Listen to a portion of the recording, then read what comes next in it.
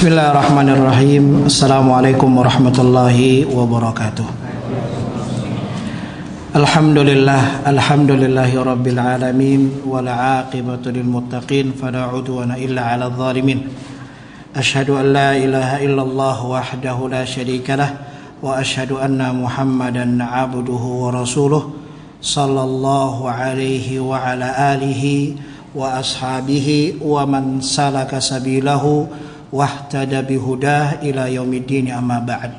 Alhamdulillah, segala puji hanya bagi Allah Subhanahu wa taala, Rabb semesta alam, yang telah memberikan kepada kita kesehatan, yang telah memberikan kita kesempatan untuk dapat berjumpa pada malam hari ini untuk sama-sama mempelajari sirah Nabi Muhammad sallallahu alaihi wasallam. Semoga dengan apa yang kita pelajari dapat bermanfaat bagi kita, bagi keluarga kita, dan ini adalah sebuah ibadah yang diridhoi oleh Allah Subhanahu wa taala. Kita berharap Allah Subhanahu wa taala memberikan ganjaran yang berlipat ganda, terlebih lagi kita di 10 hari pertama bulan Dzulhijjah.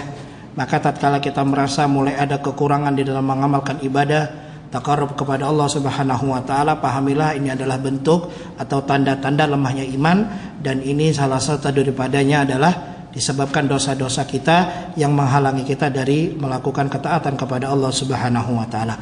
Semoga di hari-hari ini kita dapat melaksanakan berbagai macam ibadah, entah itu ibadah yang bermanfaat bagi kita pribadi maupun manfaat bagi orang lain. Jamaah sekalian yang dirahmati oleh Allah Subhanahu wa taala, bagaimana rasa tehnya? Mau hambar, iya karena bergula. Ya kan, takut yang diabetes atau yang masalah gula, silakan pakai kurmanya. Ya harapannya begini. Dulu kami juga pernah dapat yang semisal waktu itu kajian Ustaz Nuzul Zikri di Blok M. Beliau habis pulang haji itu bawa coklat banyak. Jadi coklat itu dibagikan. Pokoknya coklat itu harus cukup. Ya dipotek akhirnya dan lain sebagainya, ya berbagi dengan saudara kita yang lainnya. Maka ini adalah bentuk ihsar, sebagaimana bentuk mengedepankan atau mengutamakan orang lain daripada diri sendiri. Semoga Allah Subhanahu wa taala memberikan kita dan menganugerahkan kepada kita sifat-sifat yang mulia. Jamaah sekalian yang dirahmati oleh Allah, kemarin kita telah menceritakan dan mendengar cerita dari pelaku sendiri, yaitu bintu Abi Dzu'aib, seorang wanita yang kita kenal dengan nama Halimatus Sa'diyah. Siapa dia? Dia adalah seorang wanita dari kota Taif yang mencoba mencari peruntungan dengan cara menuju ke kota Mekah, mencari anak-anak yang dapat mereka susui dan mereka pelihara di kampung mereka, dengan berharap mereka mendapatkan bayaran, mendapatkan upah dari orang tua mereka. Singkat cerita, bahwasanya Halimatus Sa'diyah, yaitu ibnatu bintu Abi Dzu'aib, beliau akhirnya dengan rasa berat hati harus menerima Rasulullah SAW, seorang Muhammad yang masih kecil, yang tidak mempunyai ayah. Akhirnya diterima mau tidak mau, daripada pulang dalam keadaan tidak membawa apa-apa.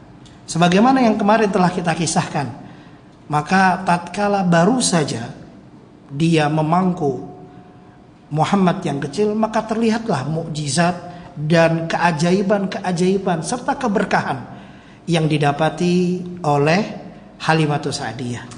Mulai dari payudaranya yang penuh dengan air susu, dan akhirnya Nabi Muhammad meminum air susu tersebut. Begitu juga dengan anak-anaknya, sampai Halimah mengatakan bahwasanya kami mendapati malam yang begitu indah, karena malam-malam kami yang sebelumnya kami nggak bisa tidur. Kenapa? Kami kelaparan dan kehausan. Kemudian Halimah pun menceritakan bagaimana kendaraan yang awalnya digunakan. Kendaraan apa yang digunakan? Masih ingat? Unta sama himar. Jantan atau betina? Betina. Atan namanya, ya. Disebut dengan atan. Kalau laki-laki, kalau jantan disebut dengan himar. Awalnya tak kuat, awalnya tak mampu dengan berjalan begitu lambat, sampai-sampai rombongan Halimah dan suaminya itu berada paling belakang. Tapi tatkala pulang membawa Nabi Muhammad SAW, nampaklah keberkahan. Sampai-sampai ketika rombongan ini berangkat kembali pulang ke kota Thaif, maka rombongan itu pun mengatakan, wahai Halimah, tamahali, pelan-pelan, jangan cepet-cepet, ngebut banget. Wah, ini kendaraannya 4 silinder. Ngebut bener, ngebut. Sampai mereka mengatakan, apakah ini himar yang tadi engkau naiki? Iya, ini yang sama yang kami naiki ketika pergi ke Makkah dan pulang. Dan begitu juga lah ketika istrinya, ketika suaminya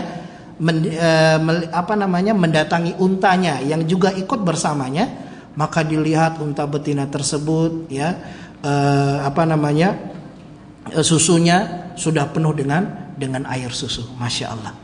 Dan subhanallah, dan ini dilihat dan menjadi mukjizat yang dilihat oleh para Halimatus Sa'diyah dan suaminya di tengah perjalanan. Sampai suaminya pun berkata, sesungguhnya kita mengambil sesuatu yang berkah, yaitu Muhammad. Yang awalnya Halimah menolak, tapi mau gak mau, ya udahlah, terpaksa. Baik, Allah ada terpaksa. Tetapi inilah sebuah hikmah.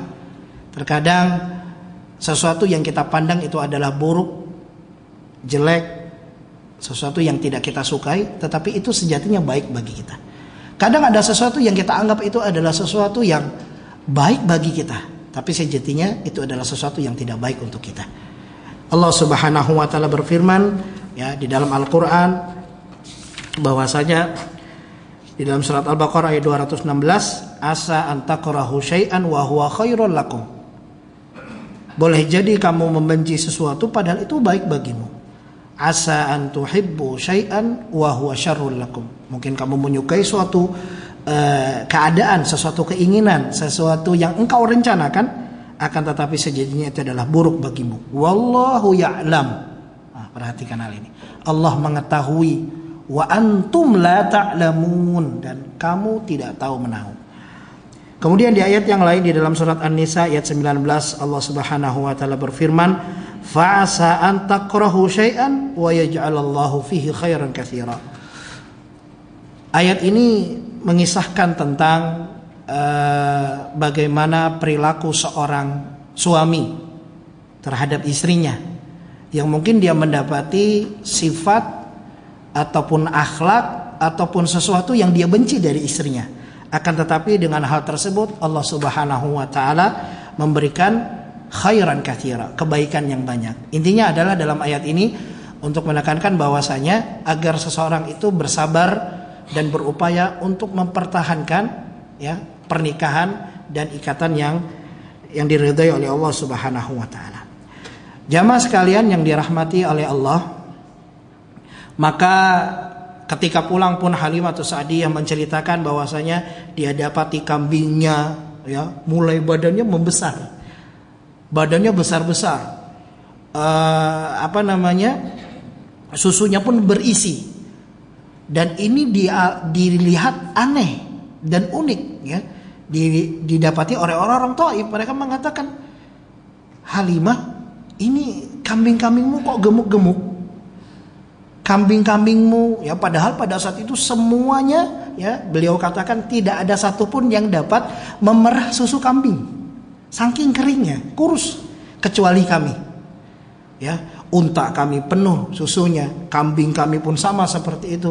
Sampai mereka mengatakan bahwasanya, wahai para pengembala-pengembala kami, kalau kalian mau bagaimana kambing kita seperti kambingnya Halimah, coba ikutin di mana kira-kira dia mengembalakannya. Siapa tahu di sana ada rumput yang lebih banyak daripada tempat kita, ya. Inilah yang mereka sampaikan. Dan disebutkan oleh Halimatus Sa'diyah, mereka mendapati kehidupan yang begitu menyenangkan. Hidupnya serba cukup, serba ada, ya. Bahkan bukan hanya itu, Nabi Muhammad SAW dididik pun tidak susah. disuruh makan-makan, disuruh mandi-mandi.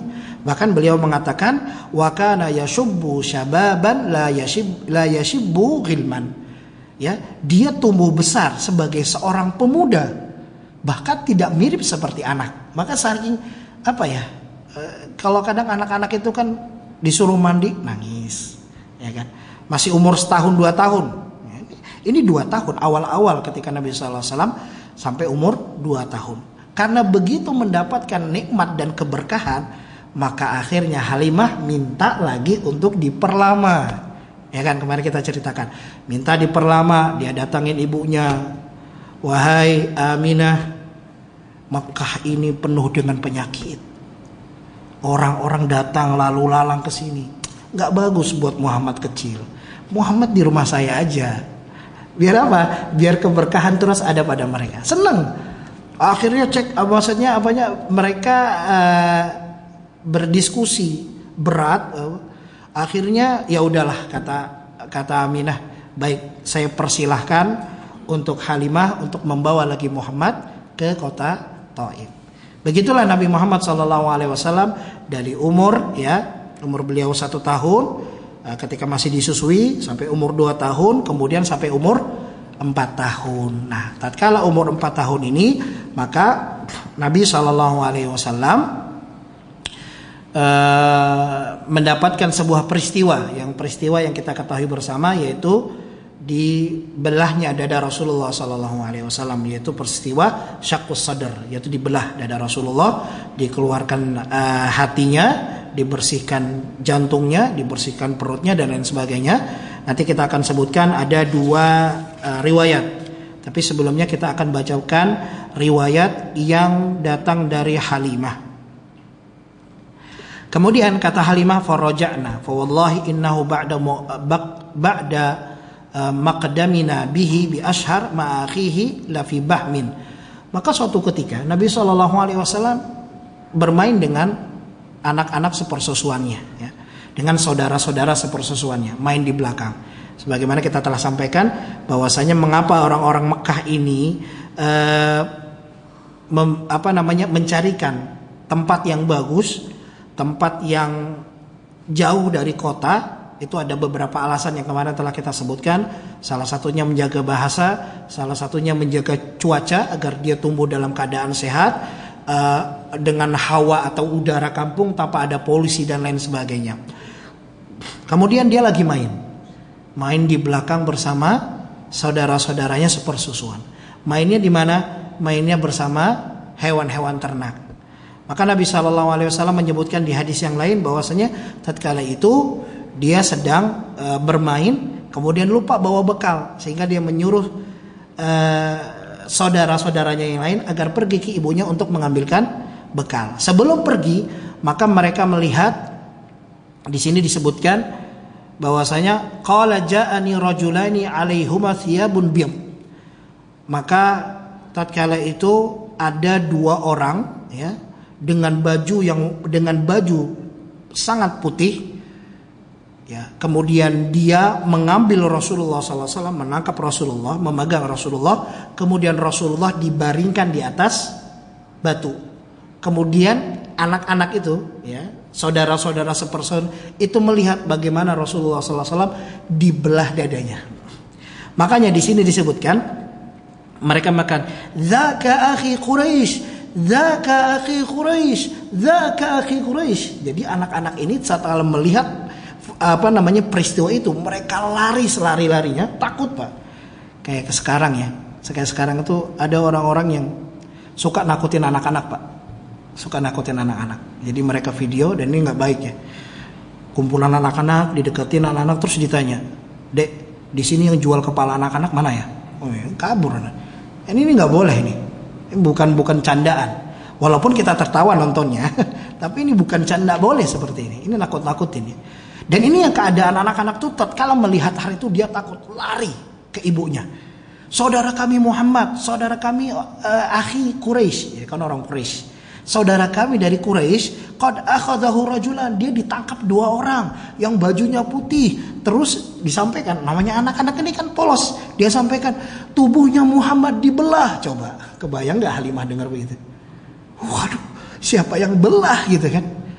Wah dibelah, dia ditaruh, dikeluarkan isi perutnya. Gitu sama dia.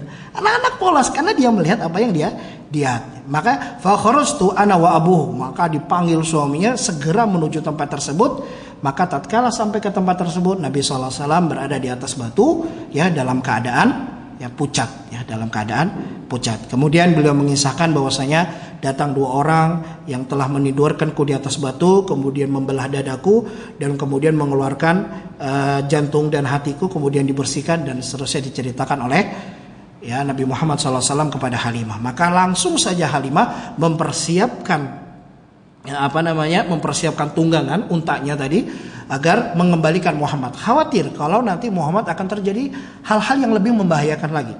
Maka dipulangkan, disampaikan, wahai Aminah Ummah Muhammad, saya sudah tunaikan amanah saya dengan baik. Saya sudah cukup hidup sama Muhammad. Terima kasih banyak, saya kembalikan. Lah, kemarin katanya minta supaya Muhammad lebih lama. Sekarang kok disuruh pulang? Ada apa ini? Enggak ada apa-apa kok. Khairan insyaallah. Pokoknya pulang aja dulu. Saya lepas diri dulu nih dari Muhammad. Khawatir karena kalau apa-apa nanti dia yang disalahkan. Akhirnya terus ditanya oleh Aminah bintu Wahab. Maka sampailah ibunya Nabi Muhammad SAW mengatakan, afatu khawifat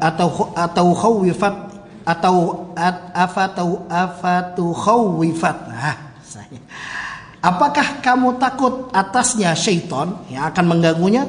Maka menjawablah Halimah, ya saya takut akan hal itu. Maka kemudian beliau menjawab, kalla, sekali-kali tidak. Wallahi ma li syaitan alaihi min sabil. Enggak ada jalan setan untuk mengganggunya.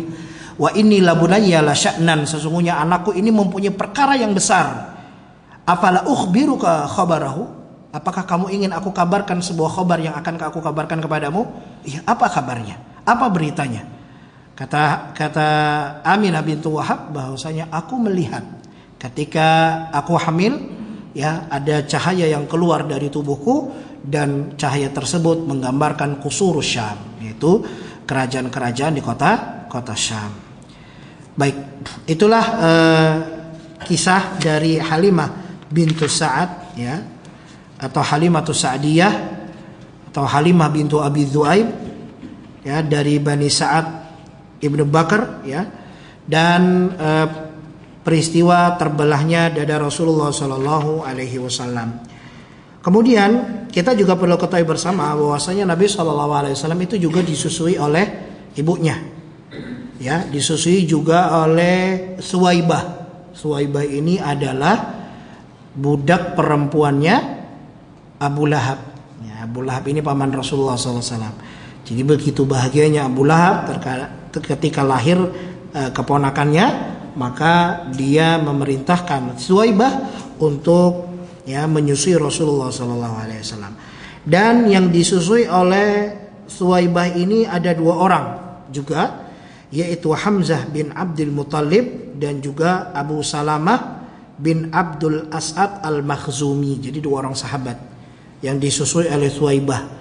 Jadi Hamzah ini beliau adalah seorang paman Rasulullah, juga saudara sepersusuan, plus umurnya juga nggak jauh. Makanya beliau itu begitu berat tatkala mendapatkan musibah ketika Hamzah itu terbunuh. Karena memang teman main, ya, teman sepersusuan, dan juga paman Rasulullah SAW yang beriman kepada Allah dan Rasulnya. Nah, sehingga pada suatu ketika pernah Rasulullah SAW ditawari untuk menikahi putri Hamzah, beliau pun menolak. Juga pernah ditawari oleh Ummu Salamah. Ummu Salamah pernah menanyakan, apakah engkau tidak menikahi anaknya Abu Salamah? Maka kata Nabi SAW, sesungguhnya dia adalah Robibah. Robibah itu anak bawaan istri. Apa kita sebut? Anak sambung. Ya, bukan anak tiri, ya. Kasih. Anak sambung, ya. Kalau anak sambung itu tidak boleh dinikahi tatkala seorang suami telah menggauli, ya, ibunya. Kata beliau, dia karena Robibah plus karena beliau karena anaknya Abu Salamah adalah termasuk anak daripada saudara sepersusuan. Ya. Ini teman-teman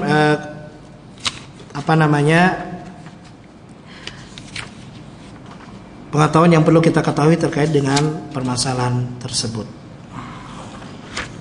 Kemudian beberapa faedah yang dapat diambil pada kisah Halimah As-Sa'diyah bersama Nabi SAW adalah yang pertama, lingkungan yang sehat pada pertumbuhan anak. Ini perlu kita persiapkan. Sebagaimana orang-orang terdahulu, mereka mempersiapkan anak-anak mereka agar tumbuh jauh dari polusi, jauh dari udara yang tidak baik, ya, serta dari segi bahasa, ya, karena bahasa-bahasa yang terdapat dari kota-kota yang jauh atau desa-desa yang jauh itu bahasa-bahasa Arabnya masih terjaga. Sebagaimana pernah saya sampaikan, Al-Imam Asy-Syafi'i, ya, beliau belajar bahasa Arab, ya, belajar syair-syair jahiliyah ataupun syair-syair Arab yang terdahulu. Beliau belajarnya dari orang-orang yang berada di pinggiran kota Mekah. Kemudian faedah yang kedua adalah apa yang disampaikan oleh Umar bin Khattab agar kita jangan memanjakan anak-anak kita. Umar bin Khattab pernah berkata, "Ikhshausinu wakhshausibu wakhlauliqu wa tama'dadu ka'annahum wa'addun wa iyyakum wa tana'um." Biasakanlah diri kalian dengan kehidupan yang keras. Biasakanlah untuk tegar. Biasakanlah memakai pakaian yang usang. Biasakanlah hidup dengan kehidupan yang kasar, karena kalian hidup dari kabilah Ma'ad, dan jauhilah oleh kalian gaya hidup bermanja-manja. Nah, maksudnya ini bukan berarti kita tidak boleh hidup dalam kenyamanan, bukan, akan tetapi kita harus terbiasa. Kalau kita terbiasa dalam perkara yang rendah, maka tatkala Allah Subhanahu wa taala memberikan kita nikmat, kita tahu nikmat tersebut, dan tatkala Allah menghilangkan nikmat tersebut, kita sudah biasa dengan hidup seperti itu. Sebagaimana tatkala saya lupa ini dengan Raja Saudi Arabia, yang tatkala waktu itu Amerika ingin memboikot terkait pengiriman gandum, mereka mengatakan, kami sudah biasa hidup. Kami sudah biasa hidup di padang pasir. Kami sudah biasa hidup dengan kurma. Kami nggak butuh. Waktu mereka memboikot untuk tidak mengirimkan mengirimkan minyak, ya, mengirimkan minyak untuk memboikot minyak kepada Amerika. Allah Taala a'lamu bishawab. Ya, ini salah satu contoh, ya, agar kita hidup, ya, mungkin sesekali kita hidup nggak pakai AC lah, walaupun susah nggak pakai AC. Apalagi kalau di sini nggak pakai AC, waduh, panas Pak, Samarinda panas. Ya, tapi maksudnya adalah kita agar tumbuh sehat dan kuat, ya, terdidik dari kehidupan yang manja, ya. Kehidupan yang manja, kehidupan yang sejatinya adalah kita bisa hidup lebih kurang daripada hal tersebut. Baik. Kemudian berkaitan dengan dibelahnya dana Nabi SAW, ini ada dua pendapat. Yang pertama menyebutkan dua kali. Yang pertama ketika Nabi SAW masih kecil, dan tatkala Nabi SAW Isra wal Mi'raj. Dua lagi adalah kejadian Nabi SAW di umur 10 tahun, dan ketika Nabi SAW hendak diutus menjadi seorang Nabi. Akan tetapi dua riwayat ini adalah dua riwayat yang tidak sahih. Anas bin Malik radhiyallahu an berkata bahwasanya Nabi SAW atahu Jibril. Nah, ini riwayat yang dikisahkan oleh Anas bahwasanya yang datang adalah Jibril alaihi salam. Wa huwa yal'abu ma'a ghilman. Anas menceritakan bahwasanya ketika itu Nabi bermain dengan anak-anak. Maka fa akhadahu fasara'ahu fashaqqa qalbahu fastakhraja minhu 'alaqah. Maka Nabi SAW ditangkap oleh Jibril, dibaringkan, dibelah dadanya, dikeluarkan hatinya, kemudian qala hadza hadzuhu min syaitan. Jadi dari gumpalan darah tersebut dikeluarkan sejenis bentuk hitam, ya, dikeluarkan, kemudian dikatakan oleh Jibril, hadzu syaitan minka, ini adalah bagian dari syaitan, telah dibuang dari Nabi SAW. Kemudian hati beliau dicuci, ya, dari tempayan atau mangkuk, ya, dari emas dengan air Zam-Zam. Kemudian beliau dikembalikan kembali, ya, dijahit kembali. Dan di sini pengakuan Anas radhiyallahu an, kuntu ara atharal makhati fi sadri. Aku melihat bekas jahitan, ya, bekas jahitan di dada Rasulullah sallallahu alaihi wasallam. Ini riwayat oleh Anas bin Malik. Riwayat yang lain menyebutkan bahwasanya Nabi sallallahu alaihi wasallam itu didatangi oleh dua orang, ya, dua malaikat yang mendatanginya. Kemudian dua malaikat ini pun sama, ya, dengannya membelah dadanya, kemudian membasuh, ya, jantung dan hatinya, mengeluarkan segala keburukan dan segala penyakit-penyakit hati yang ada di dalamnya. Kemudian Nabi Shallallahu Alaihi Wasallam ditimbang Nabi dengan setengah umatnya, maka lebih berat Nabi. Bahkan kata Nabi Shallallahu Alaihi Wasallam, aku melihat tatkala itu hampir-hampir timbangan umatnya ini, yang setengah umatnya hampir-hampir jatuh ke arahku, ya. Kemudian ditimbang lagi Nabi SAW dengan seluruh umatnya, maka lebih berat Nabi Muhammad Sallallahu Alaihi Wasallam. Ya, ini apa yang disampaikan oleh Nabi Muhammad Sallallahu Alaihi Wasallam dalam riwayat yang lain, ya. Di riwayat ini diceritakan bahwasanya hati Nabi SAW itu dicuci sampai 2 kali. Dicuci dengan bima ithalj, dengan air salju, kemudian dicuci dengan air embun, ya, 2 kali pencucian. Ya, sehingga semua daripada penyakit-penyakit hati tidak berada di dalam dada Rasulullah SAW. Maka dengan ini juga dapat kita ketahui bahwasanya Nabi SAW itu sudah maksum, terjaga dari dosa. Sebagaimana Ibnu Hajar pernah mengatakan, wa kana hadza fi zamani tufuliyah fa nasha'a ala akmalil ahwal minal ismah minasyaitan. Pembelahan dada ini terjadi tatkala Nabi sallallahu alaihi wasallam masih kecil, sehingga beliau tumbuh dalam kondisi yang paling sempurna dengan terjaganya beliau dari syaitan. Makanya kita pernah mendengar kisah, ya, bahwasanya Nabi sallallahu alaihi wasallam dulu waktu mudanya tatkala masih ngembalakan kambing, ya, di luar kota Mekah, itu Nabi SAW juga ingin ikut sebagaimana asyiknya para pemuda Mekah, ya. Maka suatu ketika Nabi SAW meminta kepada kawannya, ana minta tolong sama antum, tolong jagain kambing ana mau ke Mekah, ke kota Mekah, di sana katanya ada acara. Maka tatkala Nabi SAW datang ke Mekah, maka beliau mendengar suara rebana, suara seruling, suara ramai-ramai. Wah, beliau tanya sama orang-orang, di sana ada apa? Ada acara. Fulan menikahi fulana. Oh, ada acara. Baiklah, saya mau ke sana. Tapi Nabi SAW tertimpang kantuk, sehingga beliau SAW tertidur sampai pagi. Begitu seterusnya. Besok lagi, rupanya acara tersebut masih berlangsung. Nah, biasa kan acara itu ada, Pak, 3 hari 3 malam, 2 hari 2 malam, masih. Beliau pun merencanakan untuk pergi ke sana. Lagi-lagi Allah lindungi beliau.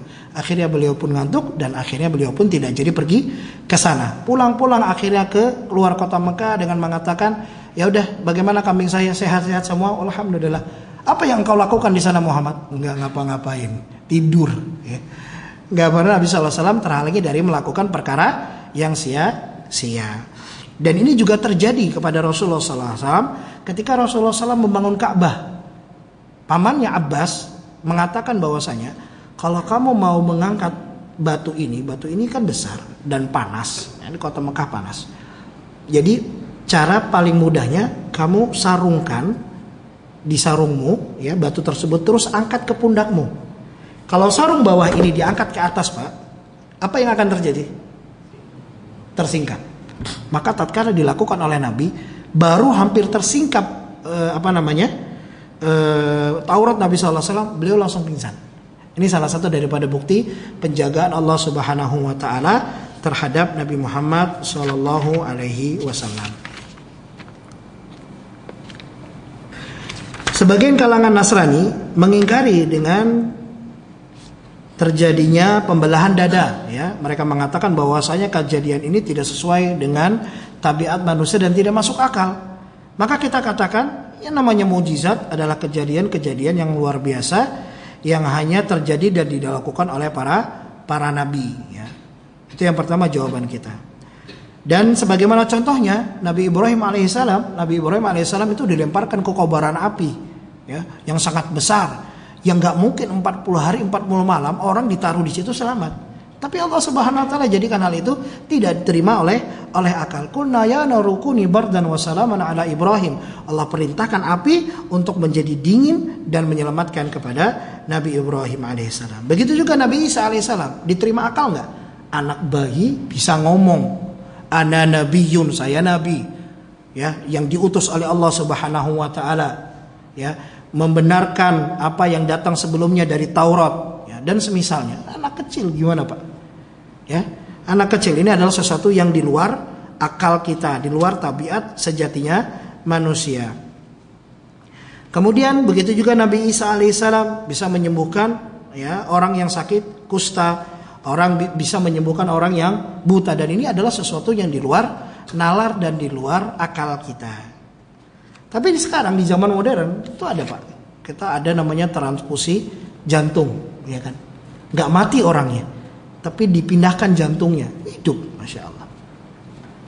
Kemudian beberapa kisah dan syariat yang terkandung di dalam Al-Quran maupun Sunnah terkadang tidak mampu dijangkau oleh akal. Namun disinilah peran keimanan tentang malaikat, tentang surga, tentang neraka, tentang alam kubur, ya. Dan Allah Subhanahu Wa Taala mampu melakukan hal tersebut. An yaqula lahu kun fayakun, hanya mengatakan kun fayakun. Dan dari kisah ini ya, pembelah dada Nabi sallallahu alaihi wasallam ini adalah bentuk bahwasanya Allah Subhanahu wa taala ingin mengutus seorang nabi yang rahmatan lil alamin, wa ma arsalnaka illa rahmatan lil alamin. Makanya akhlak Rasulullah itu luar biasa. Kalau kita lihat akhlak yang begitu luar biasa sekali.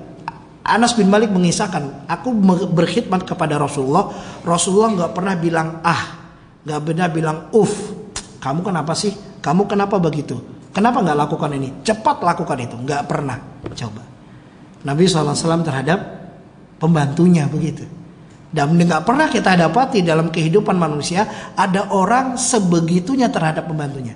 Biasanya kalau ada pembantu disuruhnya macam-macam, ya, suruh bukakan pintu lah, ya, suruh macam-macam, suruh masak, pokoknya yang sejati bisa kita lakukan, nggak ingin dilakukan. Tuangkan minum, padahal di situ gelasnya ada, tempatnya ada, tapi manggilnya bibi untuk menuangkan. Dan Nabi SAW tidak seperti itu. Kemudian Anas pun menceritakan bahwasanya Nabi SAW sangat luar biasa, akhlaknya luar biasa. Suatu ketika aku bersama Nabi, kata beliau. Aku bersama Nabi, kemudian ada seorang badui yang mengejar beliau. Ketika mengejar, kemudian badui itu menarik selendang Rasulullah SAW, dan selendang itu dari Najran, jadi agak kasar. Kalau yang licin saja Pak, kalau ada kain yang melilit leher kita, itu ditarik sakit, berbekas. Ini kasar, anggaplah kayak karung goni lah. Kasar apa tidak kainnya? Atau kain-kain yang semisalnya, itu berbekas, ya, di leher Rasulullah SAW.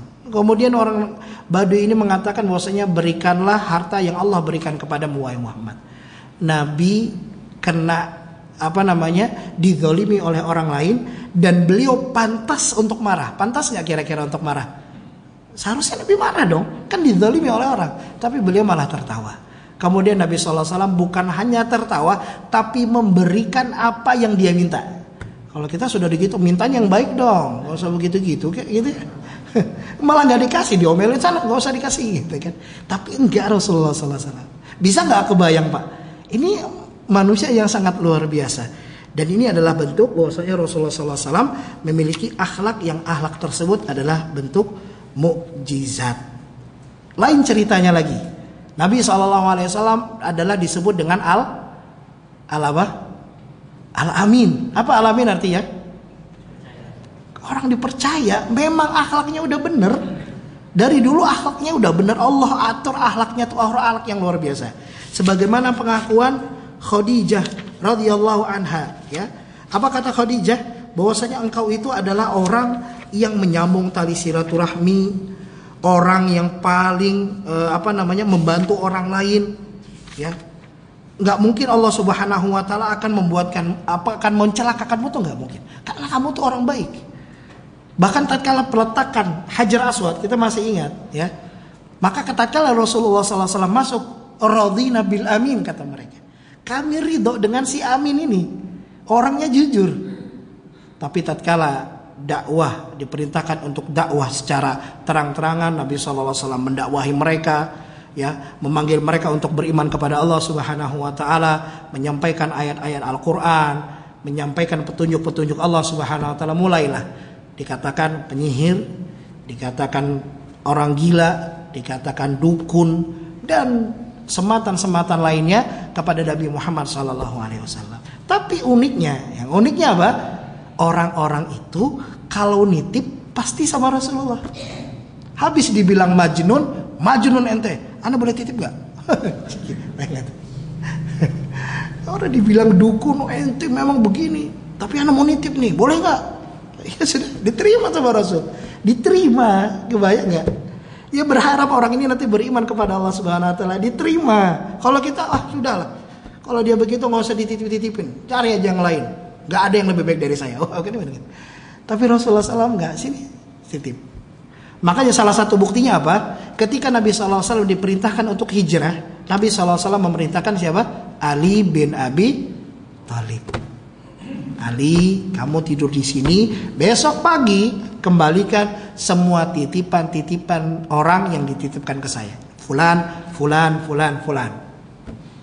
Padahal Nabi mendapatkan berbagai macam ujian, berbagai macam keburukan, kezaliman yang disematkan kepada Nabi Muhammad sallallahu alaihi wasallam. Inilah jamaah sekalian yang dirahmati oleh Allah, begitu mulianya akhlak Nabi kita Muhammad sallallahu alaihi wasallam. Walaupun kita diperintahkan untuk dapat menirunya, nggak mungkin bisa sama, ya. Karena ini adalah mukjizat yang Allah berikan kepada Nabi kita Muhammad sallallahu alaihi wasallam. Dan ini juga berkaitan tentang apa yang terjadi, bahwasanya pembelahan dada Nabi Muhammad sallallahu alaihi wasallam yang mungkin kita tidak bisa menerima dengan akal kita, ya. Akan tetapi kita terima dengan iman kita, ya, dan tetap kita gunakan akal kita sesuai dengan apa yang dibawakan oleh Allah, dibawakan oleh Rasulullah sallallahu alaihi wasallam. Sehingga kita harus menyadari bahwasanya akal kita ini terbatas, serta kita janganlah bermalas-malasan untuk tidak menggunakannya sama sekali. Dan jangan pula kita memaksa menerjang batasan yang telah ditentukan oleh Sang Pencipta padanya. Barang siapa yang ingin menembus batasan-batasan akal dengan akalnya, barang siapa yang ingin menembus batasan akal dengan akalnya, maka sejatinya dia adalah orang yang paling tidak berakal. Kemudian kita lanjutkan kisah Nabi SAW. Tatkala sudah 4 tahun, kemudian Nabi SAW hidup kembali 2 tahun bersama ibunda Aminah bintu Wahab, ya. Beliau mendapatkan kasih sayang, mendapatkan tarbiyah, mendapatkan hubungan antara Nabi Muhammad dengan ibunya selama 2 tahun. Akhirnya tibalah waktu Aminah mengajak kepada Rasulullah SAW untuk mengunjungi paman-paman beliau dari kalangan khalah, ya, dari kalangan ibu beliau, yaitu dari Bani Najjar yang tinggal di Madinah, sekaligus untuk menziarahi kuburan ayah beliau, ya, Abdullah bin Abdul Muttalib. Dengan perjalanan yang begitu panjang, bukan perjalanan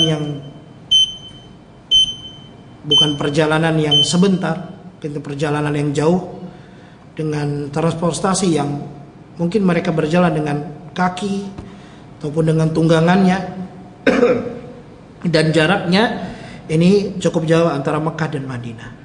Namun tatkala setelah selesai dari Madinah, maka Nabi Muhammad yang masih berumur 6 tahun pulanglah bersama ibunya ke kota Mekah.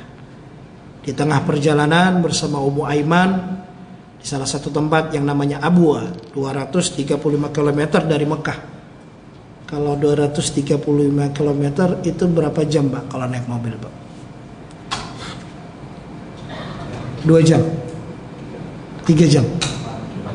4 jam? 4 jam naik mobil di tengah padang pasir, ya. Di tengah padang pasir Nabi SAW mendapati ibunya Aminah sakit, dan sakitnya terus membuat beliau lemah dan akhirnya ibunya meninggal di hadapan Rasulullah Sallallahu Alaihi Wasallam. Begitu sedih hati Rasulullah SAW.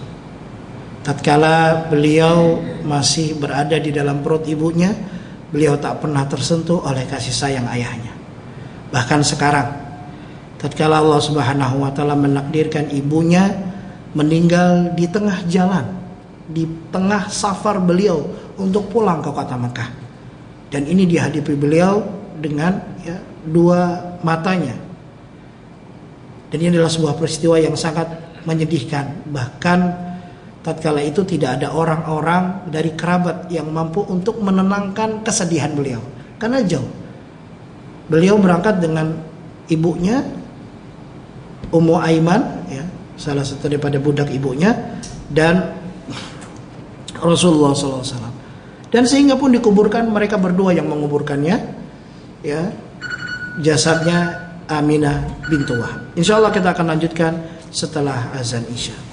Baik, bismillahirrahmanirrahim. Kita lanjutkan sedikit. Nabi SAW pernah ditanya bahwasanya manusia yang paling berat cobaannya adalah, kata Nabi, al-anbiya, merekalah para nabi. Tsumma salihun, kemudian orang-orang yang saleh, tsumma al-amsalu fal-amsal, kemudian seterusnya sesuai dengan derajat kesolehan mereka. Yubtalal abdu ala hasbi dinihi, dan seorang hamba akan diberi ujian sesuai dengan kualitas agamanya. Bahkan Nabi SAW pernah mengatakan tatkala mendekati azal beliau, kata beliau, inni u'aku kama yu'aku rajulani minkum, sesungguhnya aku ini diberi rasa sakit 2 kali lipat, sebagaimana 2 orang mendapatkan sakit tersebut. Jadi Nabi SAW itu dapat rasa sakit kalau panasnya itu 2 kali lipat rasanya. Kalau sakitnya itu 2 kali lipat. Inilah bentuk Allah Subhanahu Wa Taala memuliakan Nabi, dan Nabi SAW tetap menjadi orang yang benar-benar sabar. Kemudian di dalam hadis yang lain yang menunjukkan keutamaan orang-orang yang menanggung atau mengurusi anak yatim, bahwasanya Nabi bersabda, ana wa kafirul yatim kahataini fil jannah. Kata Nabi SAW, aku bersama orang yang mengurusi anak yatim itu seperti ini, kata Nabi SAW, di dalam surganya Allah Subhanahu Wa Taala. Karena beliau tahu sendiri bagaimana perasaan ataupun sebagai anak yang yatim. Kemudian suatu ketika Nabi SAW pernah didatangi oleh seorang sahabat yang mengeluhkan tentang kerasnya hati. Maka Nabi SAW memberikan sebuah wasiat, in aradta an yalina qalbuk, kalau engkau menginginkan hatimu itu menjadi lembut, fa'at'imil masakin, berilah makan kepada fakir miskin, wamsah ra'sal yatim, dan berilah kasih sayang dengan mengusap kepala anak yatim. Jamaah sekalian yang dirahmati oleh Allah Subhanahu Wa Taala, inilah proses kejadian demi kejadian yang dialami oleh Rasulullah Sallallahu Alaihi Wasallam, sampai akhirnya beliau pun diasuh oleh kakek beliau Abdul Muthalib yang begitu sayang terhadap beliau, sampai-sampai Abdul Muthalib itu punya di Hijr Ismail itu punya permadani khusus Abdul Muthalib, dan itu nggak ada yang berani duduk di situ kecuali Abdul Muthalib. Suatu ketika Nabi SAW langsung duduk, mengandakkan pantatnya. Nggak ada satupun dari paman-pamannya yang berani untuk menghalaunya, kecuali sana jangan di situ duduknya, pindah. Tapi Abdul Muthalib tatkala datang, biarkan dia duduk di situ. Sesungguhnya cucuku ini punya perkara yang besar. Ini kasih sayang Abdul Muthalib terhadap Nabi Muhammad SAW. Tidak lama kemudian Abdul Muthalib pun meninggal dunia. Akhirnya diberikanlah wasiat kepada Abu Talib untuk merawat Nabi Muhammad SAW. Segitu sayangnya Abu Talib ini sampai suka tidur sama Rasulullah. Dianggapnya anak sendiri, Dan juga Abu Talib ini adalah saudara sekandungnya ayahnya Rasulullah SAW, sehingga Nabi SAW besar. Dan Nabi SAW walaupun Abu Talib adalah seorang yang terhormat, Akan tapi bukan orang yang kaya. Jadi dalam ekonomi dia miskin, tetapi dia termasuk orang yang terhormat. Nabi SAW pun membantu Abu Thalib dengan mencarikan rizki, ya. Beliau sebagai pengembala kambing, ya. Sampai akhirnya pun akan dibawa oleh Abu Thalib untuk berdagang, dan akhirnya bertemu dengan seorang pendeta yang bernama Buraiha, ya. Tapi apakah pertemuan ini benar adanya, atau hanyakah isapan jempol belaka, ataukah kisah ini adalah kisah yang tidak disukai atau bahkan tidak disetujui oleh orang-orang Nasrani? Insya Allah kisahnya akan berlanjut pada pertemuan yang akan datang. Jangan lupa, ya, kita akan kisahkan bagaimana pertemuan Nabi SAW dengan pendeta Buraiha. Ini saja yang dapat saya sampaikan. Yang benar hanya datang dari Allah. Kekeliruan itu datang dari saya sendiri dan kurangnya ilmu saya. Saya mohon maaf jika ada kata-kata yang kurang berkenan. Kita akhiri dengan doa kifaratul majelis. Subhanakallahumma wa bihamdika asyhadu an la ilaha illa anta astaghfiruka wa atubu ilaik. Assalamualaikum warahmatullahi wabarakatuh.